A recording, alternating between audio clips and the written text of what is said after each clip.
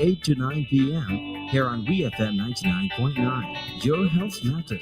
Ask Dr. Thompson any burning question you have related to health.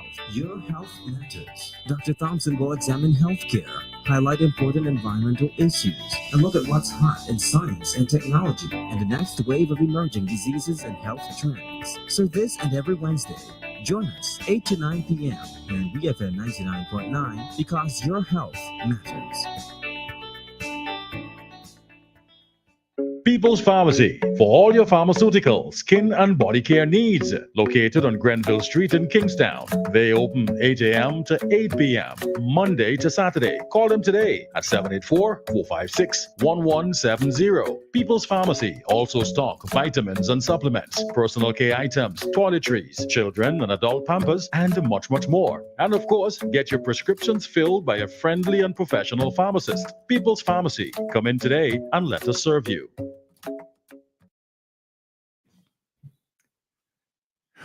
Good evening. This is Your Health Matters. And I'm Dr. Gerald Thompson. I haven't been on the show for a couple of weeks. For other means, you all may have known that I was actually in Brazil. Matter of fact, I missed the hurricane. Yes, and flights were canceled, everything and that. You couldn't get back into the country. Matter of fact, I came in, I think, on the first flight that Wednesday evening. And it's more of a situation that I just probably didn't make it down here. You know what I mean?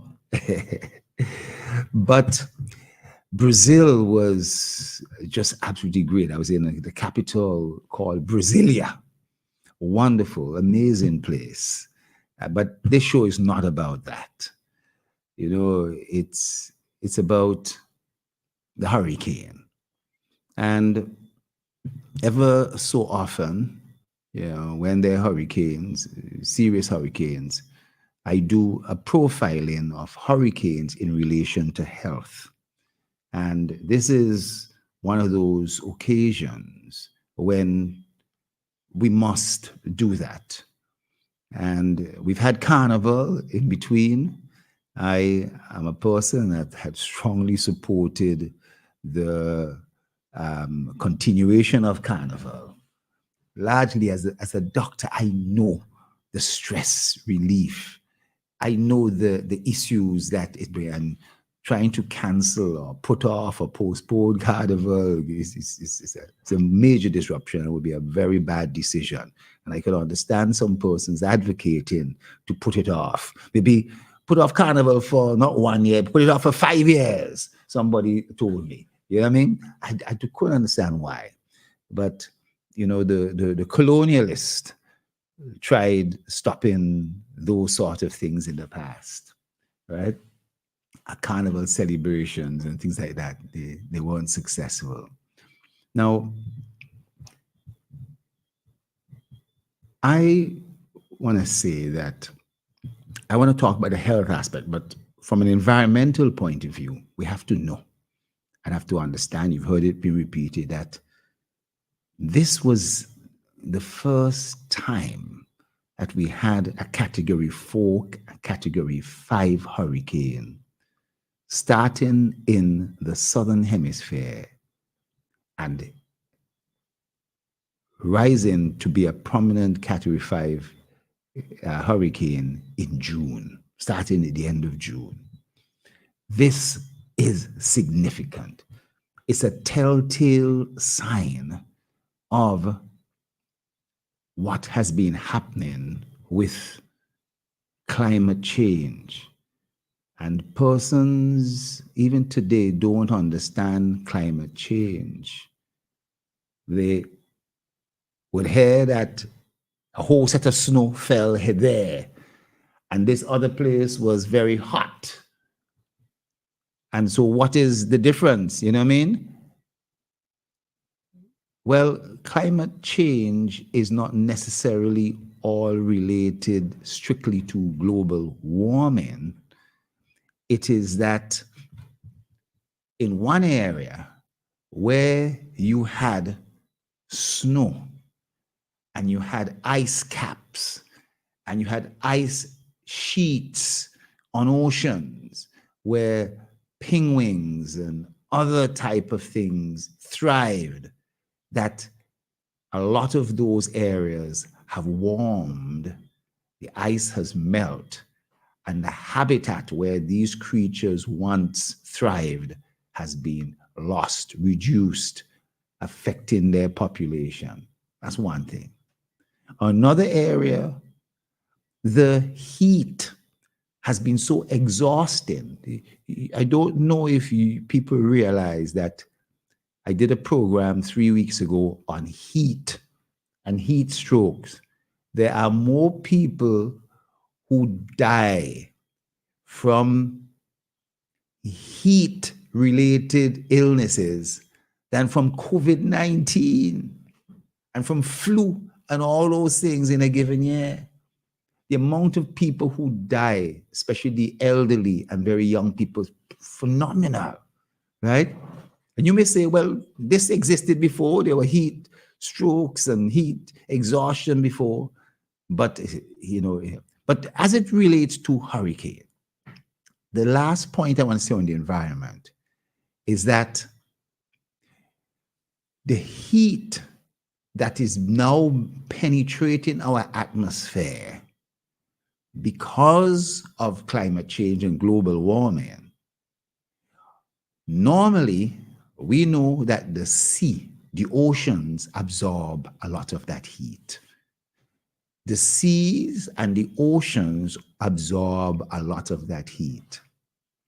But there's a capacity to how much heat the oceans can absorb. And what's been happening recently and progressively taking place each year is that the oceans have been warming excessively. And when they warm excessively, Kamal, that is what has been leading to these unusual climate phenomena, where hurricanes that start off the coast of Africa still start off the coast of Africa, but guess what? They're starting further south. We would have had the luxury and the belief of knowing that when hurricanes come across, the winds will blow them north. But as they're starting further south, even though they've been blown a little north, guess what? They ain't been blown north enough. They're reaching us. So this storm was a serious one, and I'm sure you've heard many comments about it on the radio, on television. I'm not talking so much about the storm, but that was the introduction. But according to the literature, and let me put it this way, that infections, including the skin and soft tissue infections, gastrointestinal infections, respiratory infections, pneumonias, infections from mosquito and fly and other thing related thing, and other vector-borne diseases have become an increasing threat after hurricane, especially in vulnerable populations. And that is infection. But I want to go beyond that. Hurricanes, we know, are devastating natural disasters that not only affect the physical and modify the physical landscape, as we've seen in Union Island, Mairo, Canouan, Carriacou, and more, but they alter, besides the physical infrastructure and landscape they alter, they also alter the socio-physical and biochemical characteristic of the environment, thus exposing the affected communities to a number of new phenomena. So let me say this again. Hurricanes rip off roofs. They knock down electric poles. They knock out cell towers. They destroy homes. They knock down the trees and fruit trees and crops and banana and all that kind of thing. They alter that physical landscape. They damage, they devastate. And we see that when we see pictures of Union and Carriacou and so forth. But they also alter the socio-physical and biochemical characteristic of the environment, thus causing other type of impact on the communities. And that's what I want to focus on today. You know, I imagine that with the physical aspect, there's going to be a supplementary budget. I imagine the government sure will bring a supplementary budget, and they will start to see how they will do funds. Projects that they had planned. Kamal, if they had planned to do your road, you know, and they plan to do this and that, they may have to readjust that a little bit, you know, and now pump a lot of those things into that other physical infrastructure. But I am focused on the environment, the socio-economic environment. Like, number one, the new environmental stressors, which persists for weeks to months after a hurricane. You hear that? Now, it's important, I want you to think about this, to conceptualize that there is some direct and indirect health effects of hurricanes. And that's what I want to focus on. And secondly, I've been digging into the literature on the health impacts of hurricanes in general. Katrina, Sandy, all these kind of things, some of which may not have affected the Caribbean, but many of them did. And finally, to examine the lag time. How long does it take for some of these other things, the socio-physical impacts, to peak? Sometimes it can take almost 6 months. Now, 6 months, I'm talking about after the hurricane, you're still seeing some of these there are some important things that we've learned from hurricanes, right? Hurricanes have been shown to cause and exacerbate multiple diseases. And that the most adverse health impact and effects of these diseases peak about 6 months after the hurricane. You hear that? I'm not talking about a couple of days after the hurricane, a week after the hurricane came out. I'm talking about a month after. 6 months. That has been the effect. When many of us have moved on and forgotten about it, that's when, for some people, the peak effect is at 6 months. However, chronic diseases, including cardiovascular diseases, I'm talking about heart attacks, strokes, as well as mental disorders, continue to occur for years following hurricane's impact. The impact can be long-lasting for a number of people who've gone through those traumas. Kamal, you were in your house, right? Did the sound of the hurricane bother you? At one point. Could you imagine for those people who, not at one point, 5 minutes, 10 minutes, where it seemed as if the roof might have raised up or might have been here. I'm talking about those people who see the roof raise up, who see the walls crash down, who had to walk through the rain and galvanize flying and so forth, you know? who walking over their dead dog or their dead sheep or whatever the case might be. You know what I mean? And having to run to a shelter late because not that they knew they should have gone to a shelter early, but have to go through the rain and the wind and everything like that, the scare and so forth. Do you know that for some people, that can be so traumatic? And many of you may have actually experienced that. When I got commentary from persons in Union Island, in Kanawha, and persons who might have been elsewhere, these are some of the effects. It wouldn't be, as Kamal said, at one point. It would have been for a long point, you know, a long, long period of time. So hurricanes, as we say, are devastating natural disasters, take a heavy toll on lives and dismantle property and infrastructure. That's, we know this. And the economic and health impacts of a hurricane largely depend on the size and intensity and location in terms of the population that's involved and so forth. And it also involves how close you are to the coastline. For us in these islands, we're all very close to the coastline. And Hurricane Katrina, if I could use that as an example, was one of the deadliest and costliest hurricanes on record to strike the United States. It resulted in 1,200 deaths.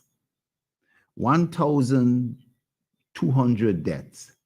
And the damage was estimated at $170 billion US. Now, Hurricane Maria, which is closer to the Caribbean in that it impacted on Puerto Rico and I think Antigua, Barbuda, and so forth. This was in 2017, just 7 years ago. This accounted for $94.5 billion US in economic damage and 146 deaths. 146 deaths. This last hurricane we had seemingly had 11 deaths. I don't know if more individuals might have died in Texas, but look at the contrast. For St. Vincent and the Grenadines, there didn't seem to be much rain. It was wind. And by the time it reached Texas, there was some wind, but it was really rain. There were places in Texas that were under 7-8 feet of water. How could that be the difference, you know? And if you are in a low-lying area that's below sea level or in just a low line, you're going to have water. Whereas if you are on a slope, you're not going to have much water unless your roof is off or something, a drain is coming close or blocked or something like that. But each individual experience will differ depending on the location, you know? Now, we tend, and I just said that 11 persons died during this recent hurricane. However, it seems as if estimates of deaths and damage are often down-estimated. It's what we call a downward bias. I'm giving you an example. The research suggested that the estimated death toll in Puerto Rico was in fact 2,975 against 64 reported officially. In other words, let's say Puerto Rico officially had 164 deaths. That's an upgrade from 146 deaths. That's an upgrade from 64. But in fact, 2,975 people died from other related causes after the hurricane, but related to the hurricane.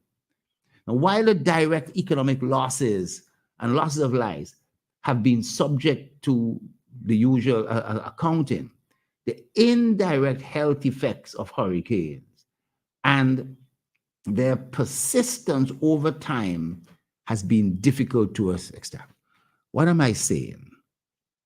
I'm saying that we have to be very careful that the 11 deaths that have been reported throughout the Caribbean, 3 in St. Vincent and the Grenadines, that we have to see how we can prevent in the upcoming 6 months that there are not more deaths as a result of the hurricane itself. In other words, we often quote the deaths directly from the storm itself and from galvanized hitting persons or from anything of that nature. But when it comes down to real deaths, a lot of deaths actually come after, and I want to just focus a lot on these things. So we know that a hurricane is going to cause wind, force, damage, and flooding. Flooding, whether from rivers or from storm surges from the sea. And there's a whole series of things that are going to be taking place. And I want to go through some of these as we look at it.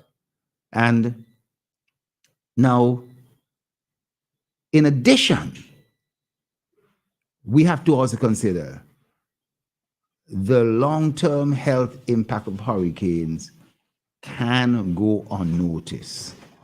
And previous evidence has focused on 3 major themes in regards to health care. First of all, do you know that as a result of hurricanes, there can be exposure to toxins? There can be, you have to also look at the people in your population who are more susceptible. Have we stepped up the level of attention and care to the most vulnerable or the people at most risk? And thirdly, is the health systems still in place like Union and Carriacou and Kanawha? You know? Is everything there? What happens if the clinic get mashed down? And so, come on. You have to find a different one. And if there's no different one, you got to set up. But I suppose they have tents and all this other stuff. They have ways of dealing with it. But I'm saying that these are things that have the effect. And then, the cited direct health impact, we know are the weather-related mortality. That's the rain, the flood, the galvanized, things like that. And then after, there's waterborne diseases and water-related illnesses. And the presence of water, the presence of mosquitoes and dengue and the dead animals and so forth. What are the effects of that? And then lastly, I want to touch on the mental health effect, which is one of the most underestimated aspects, the mental health effect. And this is really critical. So I'm going to go through these things really quickly in the limited time. And let's take that break, first of all, and come back, and we'll really run through these things People's Pharmacy, for all your pharmaceutical, skin, and body care needs. Located on Grenville Street in Kingstown. They open 8 a.m. to 8 p.m., Monday to Saturday. Call them today at 784-456-1170. People's Pharmacy also stock vitamins and supplements, personal care items, toiletries, children and adult pampers, and much, much more. And of course, get your prescriptions filled by a friendly and professional pharmacist. People's Pharmacy. Come in today and let us serve you. Yes. Now, I'm going to touch on some of the things that we may often overlook. Some of these things may not be present and prevalent here in St. Vincent and the Grenadines, but I want to bring up things that would make us say, Now, hurricanes are shown to increase the exposure to what I call socio-physical and biochemical stresses, new socio-physical and biochemical stresses, due to the physical damage to some sort of infrastructure, let's say a fuel facility, some sort of chemical plant, or some sort of manufacturing place. That may not necessarily be the case in Union Island or Carriacou, but new chemicals can be released into the environment, and such release of chemicals, like say used in manufacture or anything like that, or processing, can include things like petroleum, plastics, synthetics, or some resins. And I agree that some of those things may not be present here in St. Vincent and the Grenadines. Petroleum certainly is, but these things can get into the environment. Likewise, the flooding of areas with physical damage, the wastewater facilities. I don't think people realize when an area floods, the septic tanks flood too. And the bacteria and the germs come out. And agricultural land can, if it's near you, can result in excess runoff of various chemicals, fertilizers, and so forth, and pathogens. And luckily for St. Vincent and the Grenadines, we don't rely on a lot of well water. You know what I mean? Our water comes from Hermitage and Jennings, high in the mountain and so forth, and so it's relatively clean. But in the Grenadines, there are these cisterns, They don't have the rivers and so forth coming from high mountains. And so strict attention has to be given to how water is collected. I remember when I was in Haiti, I would be driving in Haiti after that earthquake and see drains with all kind of green and yellow and brown water running on it. And I'm saying to myself, what is that? 3 months after coming back, there was a cholera outbreak in Haiti. And so the flooding, the groundwater and so forth can do a substantial amount of damage. There is a gas, a substance called hydrogen sulfide. It is commonly observed in flooded areas, especially when they're animal facilities. People have sheep, goats, whatever, pigs and things like that. And there's flooding. These animals have died and can't be buried straight away. Expect hydrogen sulfide to be produced. It's a very noxious, bad-smelling gas, right? It can become airborne. It can come out and get into the atmosphere. And it is potentially hazardous if built up in small amount. In the Grenadines, we may not see large quantities of it, but where there are excessive foul-smelling things, we got to look at these things. Floodwaters are also found to have increased concentration of certain other chemicals. I don't know if you've heard of aldrin and arsenic and lead, and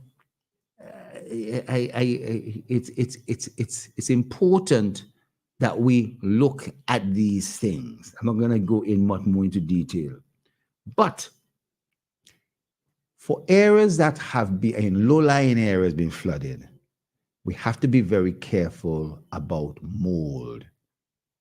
I remember when we had that Christmas Eve storm and the rivers came down and flooded a number of areas. Houses afterwards started having 2-3 feet of mold inside them coming up along the wall. Could you imagine if you're in a low-lying area and it floods?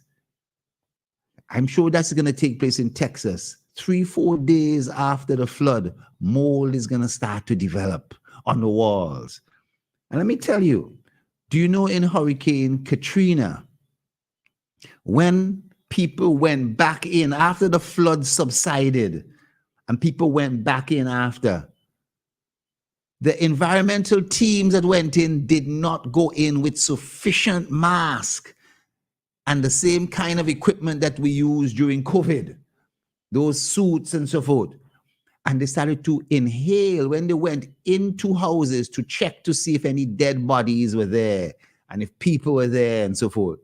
Guess what? They would go in and they would breathe and inhale a lot of these toxic molds, and many of them came down with various illnesses as a result of mold. We saw mold after the Christmas Eve storm in a number of houses, but they're easy to clean if they're mild, and Clorox and all those other things take them away. But you have to really do it early.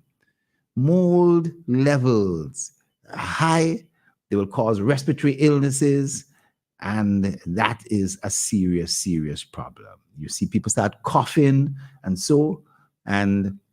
it's extreme. Now, exposure to airborne chemicals can also increase due to the loss of electricity. You hear that? Now, how does that happen? It doesn't happen directly because of electricity, but because now, today, a lot of people have generators. But you know, a lot of people don't know how to operate the generators or don't clean their generators regularly. So if you had a generator for the Christmas Eve storm, right, in 2013, right, and you put it down, you use it again, and then you say, well, come on, you start it up. Be careful about carbon monoxide poisoning, and be careful about other noxious gases and so forth before. Let me give you an example.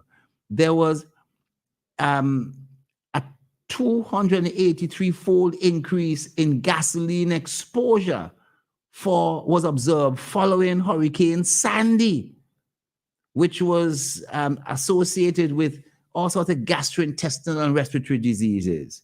You know, during the 9-day period after Hurricane IRMA, the Department of Health in Miami, you know, reported 106 cases of carbon monoxide poisoning, where the most frequent symptoms is headache, dizziness, and nausea. Today I was in Gibson, and they said they brought in some hurricanes, and some generators, all of them were sold out. I shouldn't say that, but I heard that today. Nobody told me from Gibson, but I was told. I kind of overheard that today. I'm going to get in some trouble for saying that. I know I'm going to get in some trouble for saying that. That might be some confidential information, you know. But in addition, we have to expect that during a hurricane, after a hurricane in particular, the healthcare delivery is going to be disrupted. And we got to see how that is. In terms of there can be inadequate healthcare delivery because there are some new diseases coming up, whether dengue or flu or whatever is coming out. There can be stresses put on the system, especially if the nurse is now sick, if the doctor has to come to mainland because the doctor's house is disrupted. How do you deal with all these things? All these things really have to be addressed.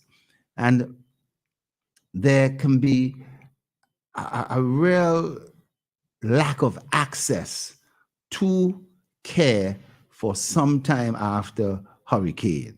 A lot of it is that prescription renewal. People can't remember what their prescription was, or getting into, the doctor, or just not bothering because they're most worried about their house and so forth. They're not realizing their blood pressure is elevated, their sugar's out of control. The medical equipment could be disrupted, the X-ray machine, all these sort of things, dialysis machines, how all these have to be looked at. And so there's a host of things that, I'm gonna really open up and see if there, as I go on, any questions. Remember, 457-9997. 457-9997. Give us a call, or if it's a WhatsApp call, please give us a call.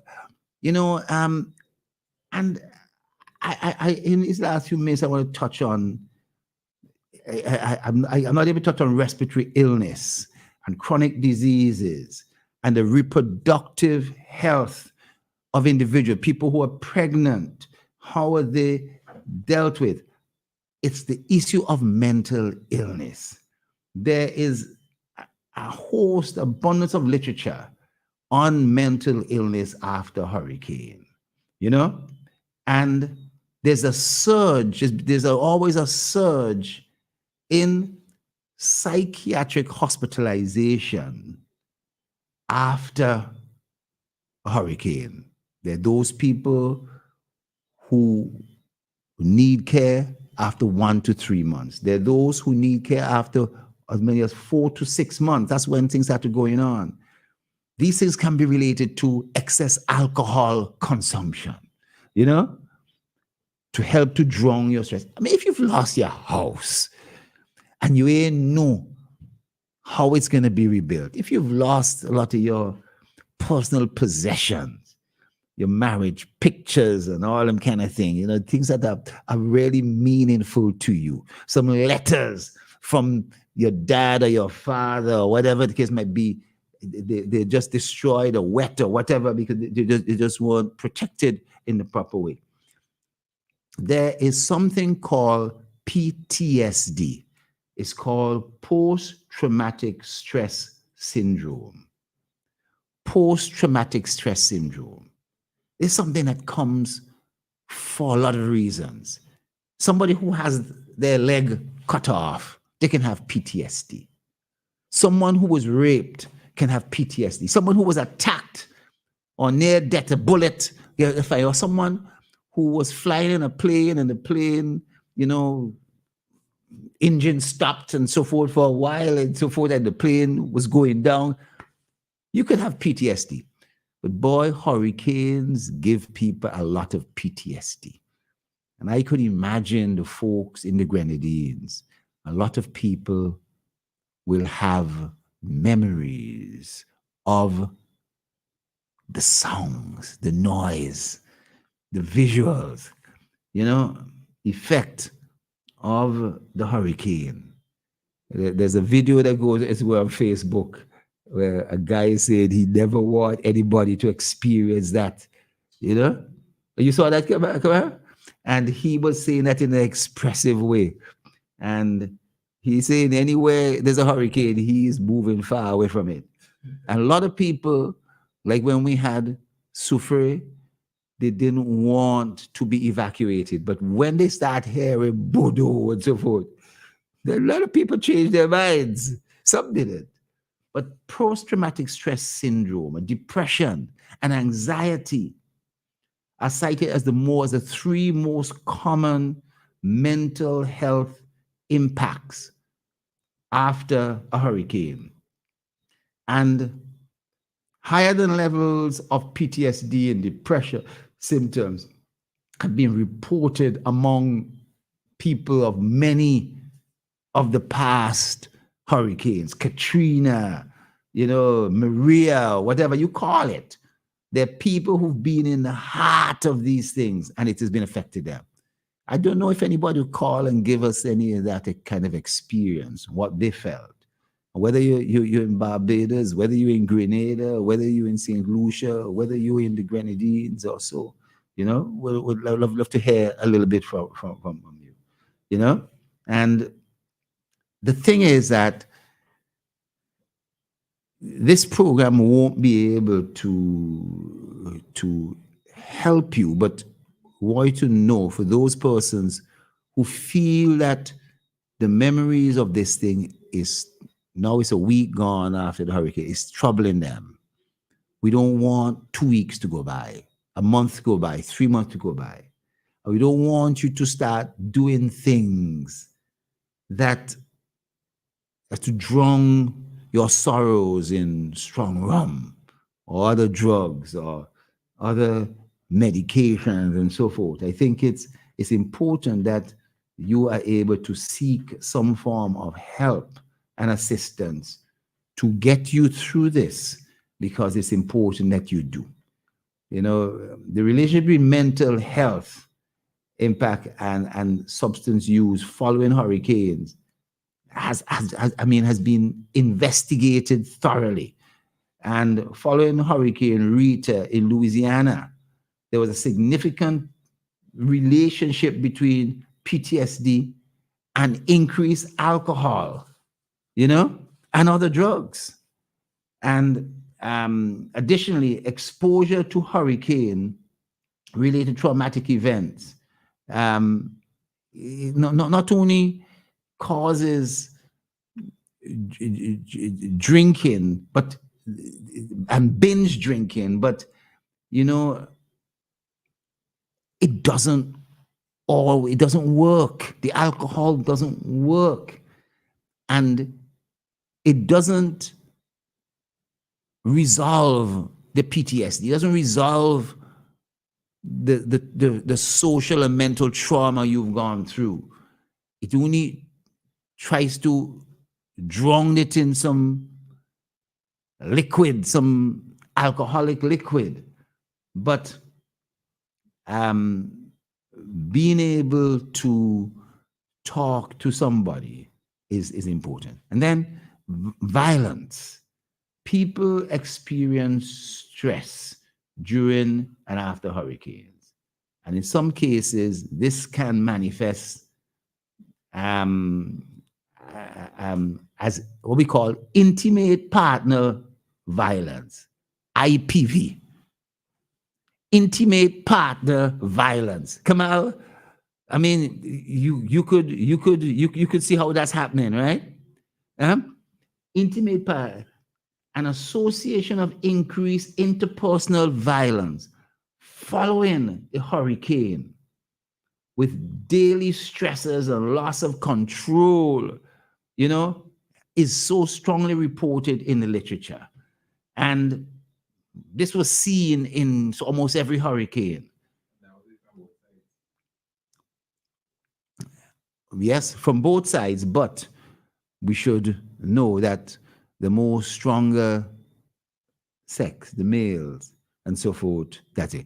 I'm not talking about the cause of the stress, the additional stress and the arguments, whether it's from a lack of food or from the lack of work or not doing enough to secure the shelter, not going back and putting on that tarpaulin, or where we're going to sleep, or what we're going to do, or whatever like that. In addition, males demanding sexual relations, that may be a way of relieving some of the stress for some persons, but each partner may not necessarily want that at that time. And this can lead to stress and violence and breakup and so. But, violence is rare. And I would have gone through, as I said, the whole realm, what you should know about the infectious diseases. If you don't have no refrigerator, then, can you think back hundreds of years ago, there's no refrigerator? how people used to store food, what people used to do for food, to keep food. But food couldn't stick around for that long, you know. But today we keep food. And so I was so happy when the power cut and so forth. I came back in the day, I said, boy, all my food in my fridge spoiled. But down in my freezer, the food was still frozen. I was happy about that. My freezer was working good. Right? Come on, I don't know about yours. Yeah. But can you imagine if for some people who didn't get electricity back for a week and so, or or for in places like where the electricity grid is gone, where the communication grid is gone. And that communication aspect, being able to talk to people, being able to be reached by your cousin in England, your brother in New York or in the BVI or on mainland St. Vincent, that's a big stress relief, folks. And calling folks and getting in touch with them if they do have a device, allowing them to talk about the experience they have. They may even tell you once, they may tell you twice, they may tell you 3 times about how when the roof came off and how they had to run and so forth. Boy, listen to them. You know what I mean? It's one of the big forms. You're being a mini psychologist yourself just by listening. That helps. That helps. Now, they may need more help. So I don't want you to recommend, boy, take a drink, take a shot of the rum or vodka or whatever. I'm talking seriously. But these are some serious times. And so I wanted to, in this program, point out that I haven't been around because a hurricane would prevent me from getting back into the country. And, I myself have suffered a substantial damage out at the mangrove. Now, for the mangrove has really been devastated. But we clean it up, we get it back. I didn't have any damage to my house, but we're doing a lot of work in relation to mangrove. But that pales in comparison to people who lost their roofs, lost their homes, and you don't just tap back on the roof because we're in the hurricane season. So for many persons, they would want to do it back properly. And it brings us to really a lot of the skills that are involved in securing our homes, our roofs, our windows, things like that. We have to make sure we now have these codes, and there are codes, and we adhere to them in building. But the money runs out, and we cut corners. The roof is often the last thing to put on when we have run out already. We don't run up all the blocks, and so we come out. And we put some rafters, some 2x4 rafters, instead of 2x8, for especially some of these larger houses. And it is good. But the main thing, this is not about so much the infrastructure. It's about how do you feel now? Those folks in Barbados, those folks in the southern part of St. Lucia, those folks in the northern part of Grenada, those folks in Carriacou, Petit Martinique, those folks in Union Island, Mayo and Canouan. I imagine you've gone through an ordeal, and I want you to watch out for all these type of things. The whole issue about access to water, access to clean water, avoiding food-borne and disease-related food illnesses, right? Looking at your environment. This is the time a lot of things were scattered also. The containers cans and all this kind of thing containing a little bit of water that would breed mosquitoes. We don't want any kind of outbreak of dengue and other waterborne illnesses.